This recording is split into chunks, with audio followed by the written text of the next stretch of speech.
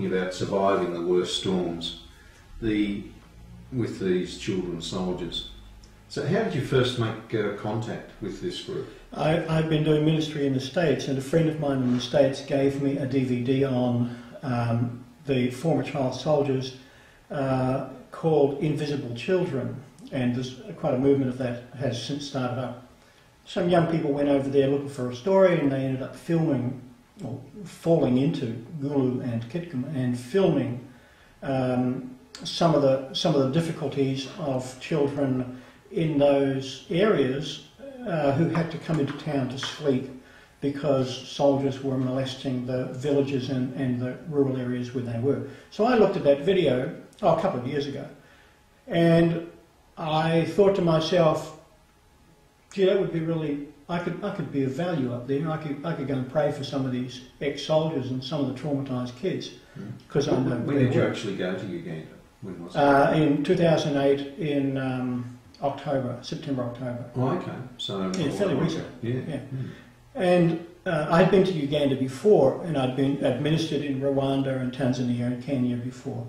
But I had never gotten involved with the military activities of any of those nations. So when I saw this video, I didn't do anything about it for a while, but there was a prayer in my heart that said, Lord, if you can put me there and I can be of some use to these kids, then send me up there. And it was, maybe about 6 or 7 months later, and the Lord came back to me, God my Father came back to me and said, let's go up there and work with some children.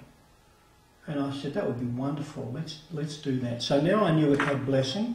Now I knew that heaven was opening up an opportunity to go up there to do things that I knew would have spiritual benefit to the kids. So is this a methodology that you use before you go out and minister in a new area, that you wait for the call of the Father to take you to a particular area? When I started ministry, I said to the Lord Jesus, I said, if I go out there in my own strength and in my own faith, it's my own work. And so I only want to go out there when it's your faith and it's your strength. So I want to walk behind your shoes, not my own.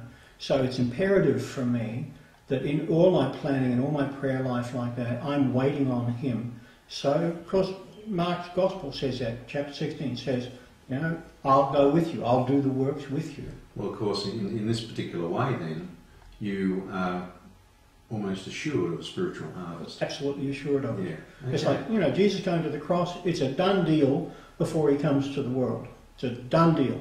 He's just got to walk through the process and it's achieved. Okay.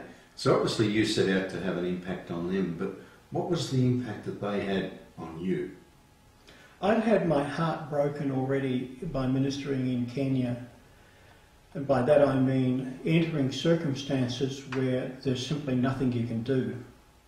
And you have to throwing money at something doesn't produce the solution. You've been to Africa, you've been to Kenya, you've done missionary work.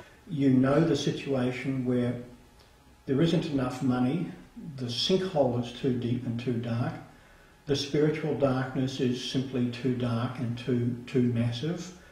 The people lack education or lack skills or lack social or community awareness.